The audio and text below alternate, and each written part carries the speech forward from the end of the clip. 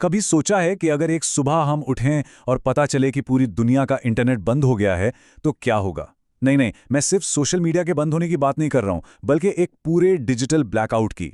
तो चलिए जरा पड़ताल करते हैं असली डेटा की और देखते हैं कि सिर्फ 24 घंटे बिना इंटरनेट के रहने का असल मतलब क्या होता है। इंस्टाग्राम या व्हाट्सएप को तो भूल ही जाइए। असली सवाल ये है कि हमारे समाज, हमारी अर्थव्यवस्था और यहाँ तक कि हमारी सुरक्षा का क्या होगा जब वो एक अदृश्य धागा टूट जाएगा जो इन सबको एक साथ बांधे रखता है। चलिए इसी गुत्थी को सुलझाना शुरू करते हैं। देखिए, जिस पल इंटरनेट बंद होता है ना, उसका असर धीरे धीरे नहीं होता है। ये एक झटके की तरह होता है जो हर दिशा में तुरंत फैलता है। तो क्या होता है उन पहले कुछ मिनटों में? चलिए देखते हैं। सबसे पहली चीज जो ठप पड़ती है वो है हमारा communication. Email, messaging apps, video calls, सब कुछ एक ही पल में गायब। ये बिल्कुल ऐसा है जैसे किसी ने अचानक पूरे आधुनिक समाज की आवाज ही छीन ली हो।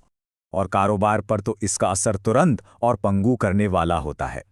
सप्लाई चेन पर हुई स्टडीज हमें बताती हैं कि कंपनियां एक पल में जैसे थमसी जाती हैं।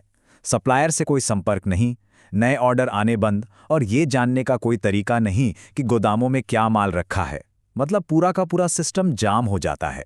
शुरुआती अफरा तफरी से आगे बढ़ें तो इस डिजिटल खामोशी की एक कीमत भी होती है। और जब हम पैसे की बात करते हैं तो आंकड़े सच में होश उड़ा देने वाले हैं। ये कोई मनगढ़ंत कहानी नहीं है, ये एक असली आंकड़ा है। जब ईरान में इंटरनेट बंद किया गया तो उनकी अर्थव्यवस्था को लगभग $60 मिलियन का नुकसान हर दिन हुआ।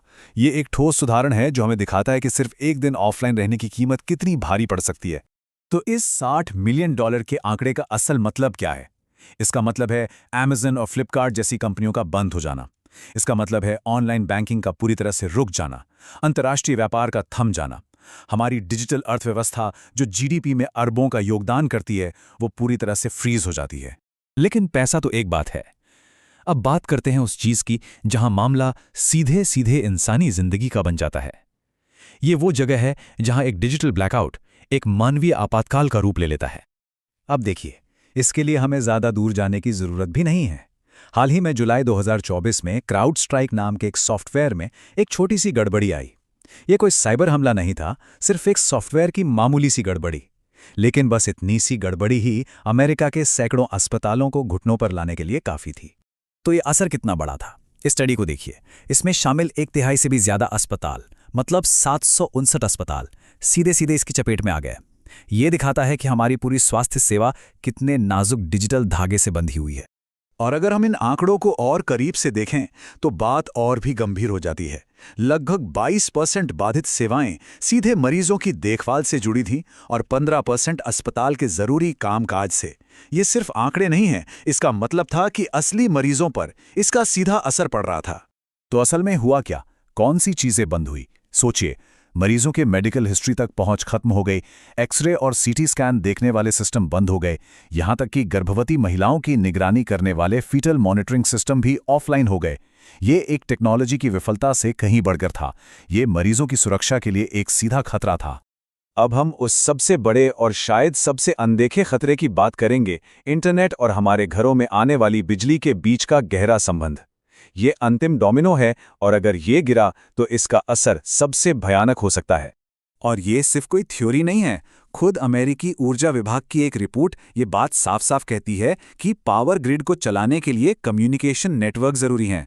मतलब ये एक आधिकारिक चेतावनी है कि ये दोनों सिस्टम एक दूसरे से पूरी तरह जुड़े हुए हैं। आज का पावर ग्रिड सिर्फ खंभों और तारों का जाल नहीं रहा। इसे हमारे शरीर के नर्वस सिस्टम की तरह समझिए, जिसे सही से काम करने के लिए लगातार डेटा के फ्लो की जरूरत होती है। खासकर सोलर और विंड एनर्जी जैसे स्रोतों के लिए, जिन्हें हर पल बैलेंस करना पड़ता है, ये कम्युनिकेशन तो और भी ज्यादा जरूरी हो जाता है। तो सवाल ये है कि एक इंटरनेट आउटेज बिजली कैसे काट सकता है। देखिए, ये एक बहुत ही खतरनाक डोमिनो इफेक्ट है। जरा सोचिए, गर्मी की लहर चल रही है और बिजली कंपनी को छोटे मोटे कट लगाने पड़ रहे हैं।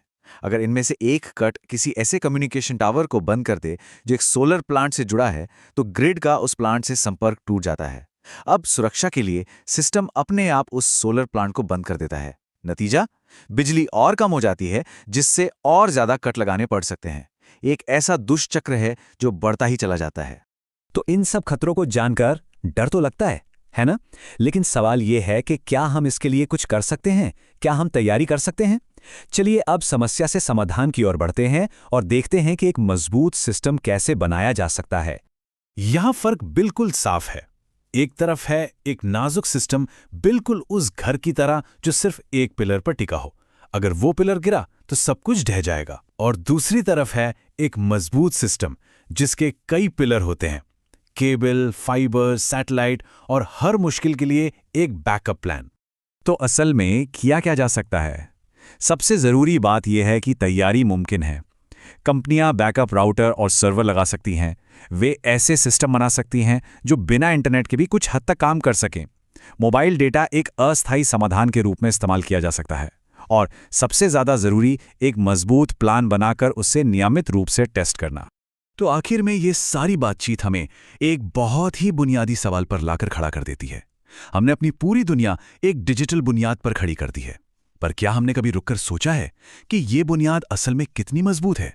आज इस पर विचार करना शायद पहले से कहीं ज्यादा जरूरी है।